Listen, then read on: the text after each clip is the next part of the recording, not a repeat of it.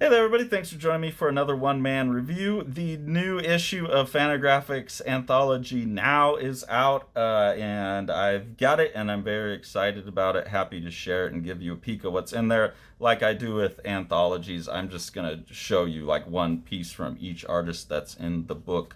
This is out of the now 13 issues. This is the 13th issue of now. This is by far my favorite. I think when one is reading an anthology, especially like this, where this is like the hottest cartoonist now, the coolest thing going on now is what I take this book to be. That's why it's called now, I assume. And then like you're reading and looking on Instagram as much as I am for artists, it's easy not to look at all of these anthologies being like, man, what would I put together if I put together an anthology, and kind of hold it up to that ideal of your own ideal anthology. Normally in Fantagraphics anthologies, there's a couple artists I think are really great, and then there's a lot of stuff I'm like, I don't get it. There's better stuff out there, stuff I'd rather see.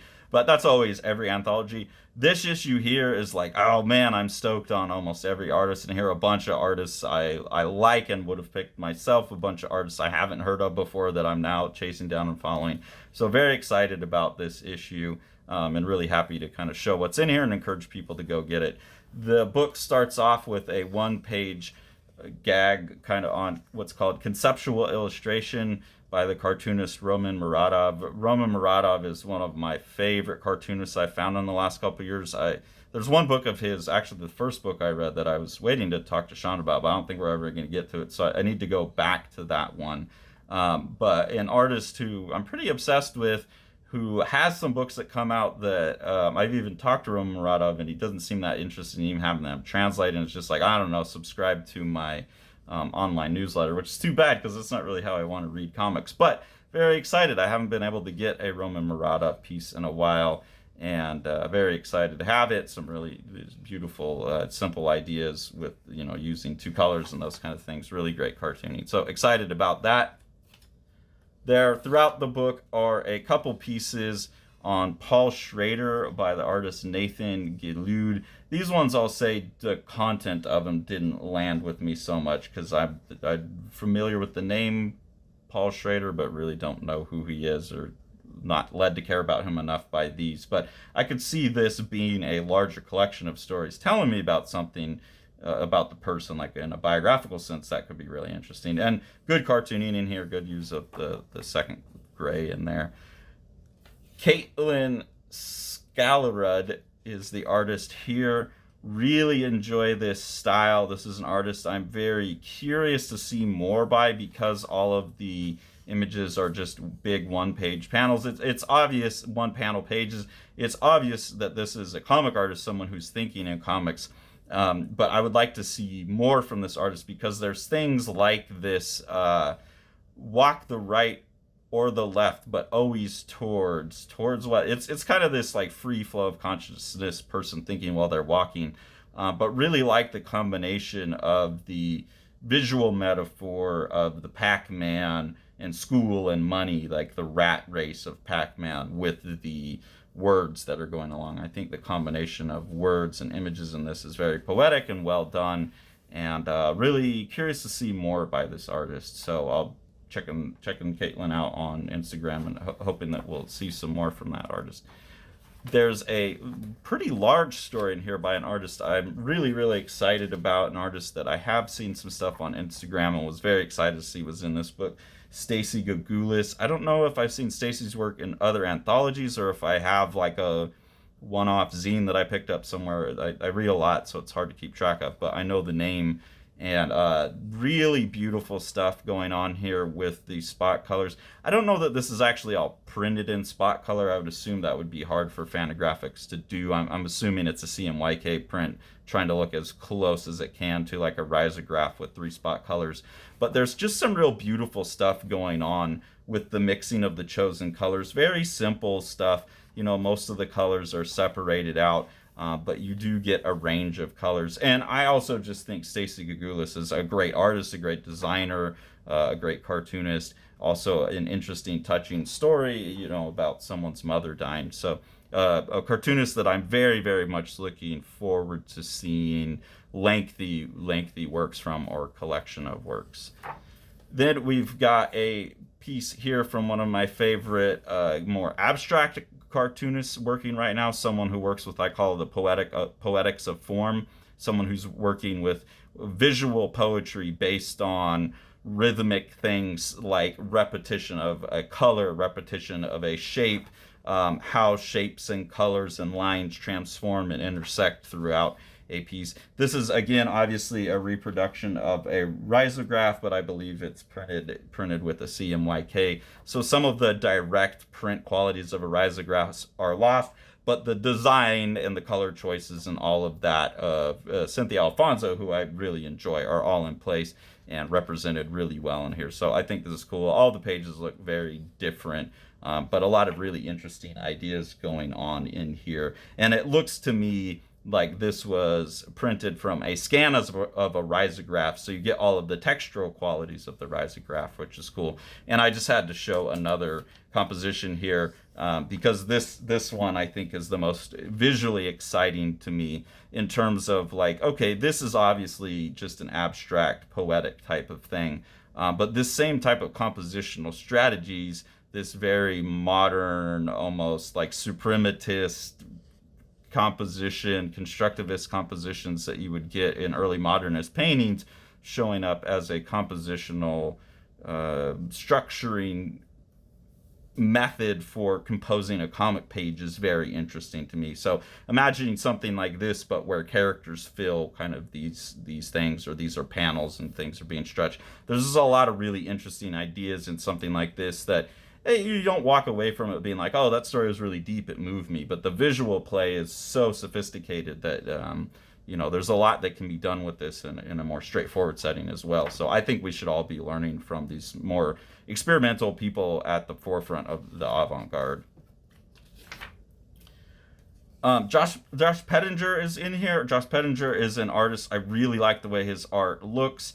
The one thing that I got from this artist's body of work was a turnoff for me in terms of writing. I'm trying to think what it was. I think it was Goiter. I think if that's the right artist.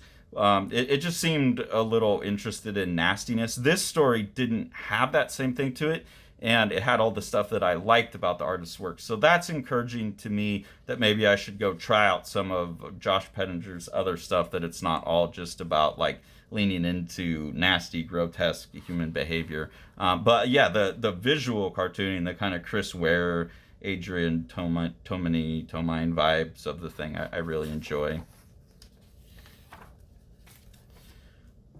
Ross Murry, an artist I'd never heard of, but really enjoyed in this. It's a style, I've said this in some other videos, this is a style that I really would have been like envious of a few years ago, like this photorealist, but Chris Ware in terms of line work and coloring and stuff, this very static realism was something I really enjoyed for a while. Now, just as my tastes have changed, I still like looking at this stuff, but it feels a little clunky to me personally. But you know, like I said, it's something I really enjoyed once. So I think this is an artist who's doing exactly what they want and doing it very well. It's just visually shifted out of my taste. But I still do really like the way it looks. And the story in here was very, very touching to me about a woman dealing with some kind of chronic disability or chronic pain disorder. Obviously, you know, having me and Tori now are coming up on the beginning of our third year with her being disabled from long COVID. This is like a very painful reality in our lives where this woman can't even get off the floor. She's in so much pain that she can't get off the floor, and her husband just has to take the kids to school, and it's like, bye mom, love you, see you later, and then she's just stuck there while the cat plays with dead bird. Absolutely heart-wrenching stuff. So this was one of my favorite pieces in it. And it is fun to see, you know, a style that I envision myself working in on at least one project. Someone else doing it much better than I ever would have, and like just getting to tap into that kind of energy. Then there's a piece by Stephen Weissman. Stephen Weissman, my idea of it, I don't know what the books are called, but they're like these big these kids with like big round heads and like newspaper strips, and I remember liking the art but not enjoying the story on the one that I tried to read. So it's an artist that I've kind of not really re-explored, but the cartooning on this I think is really, really cool. Little two-pager, just the shapes and everything are really, really lovely. And I'm very excited by the visuals in that. It's only 2 pages, so I will have to keep an eye out for more Stephen Weissman stuff as well.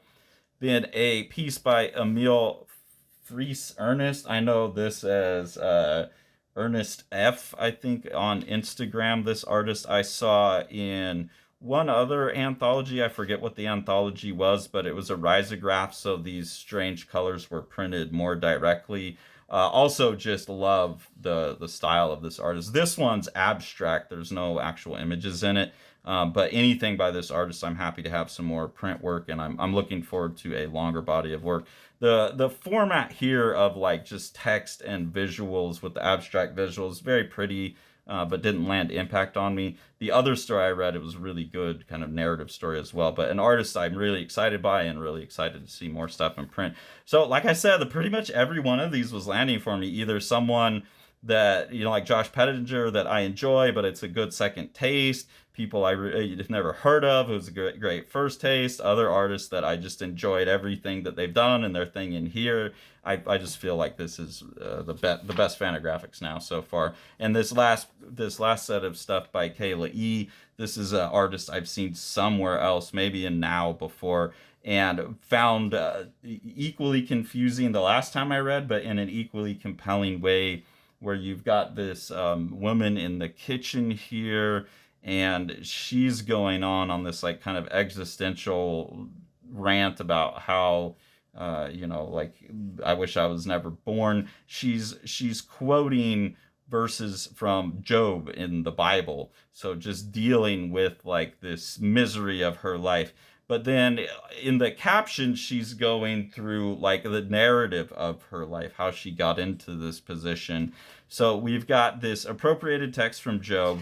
We've got what are supposedly appropriated texts from Archie's Betty and Veronica Annual #1 Takes the Cake, Archie publication 1953. So apparently that's where all of the components of the artwork came from, at least. I don't know what this character is. Maybe this is the artist putting their own face on top of the poses they stole. I'm not sure how the appropriation all comes together in this. That's one of the things that I find confusing. And then the mashup of things is just so strange that it has to be compelling. And it does have this, like, I can come away with an interpretation. I don't know if it's anywhere near what the artist was trying to say, but I think it's one of those things where the artist got me to the yard, and it doesn't matter which point in the yard I'm at. This is some kind of thing about, like, it's obviously like a feminist statement on the traditional roles of women, and they're kind of leveraging those images, symbolic images stolen from Archie, as selling that. Like, it all seems pretty consistent to me.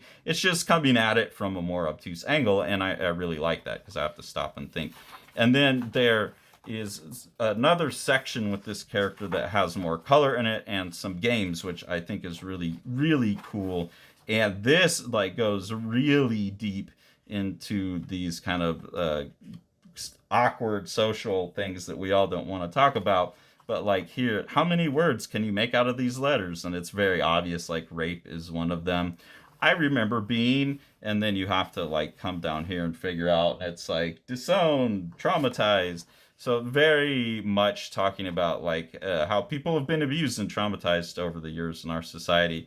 I handed this over to Tori, because she's been doing a lot of therapy lately, and she was like, this page is too mean. So it's just really well put together stuff that speaks, to things that a lot of people are going through in a very interesting way that makes you think and put it all together yourself. And obviously Kayla E was doing the cover as well. So by far, like I said, my favorite issue of Now to date, and this gives me hope for comics. It gives me like excited about the next issue of Now. It gives me hope to see what all these artists are doing. And it also overwhelms me, because I know there's 500 other artists that equally deserve to be in here, and we all want to read all of it, but it's like, who can afford all of that? So just excites me about comics, and wish I had more money.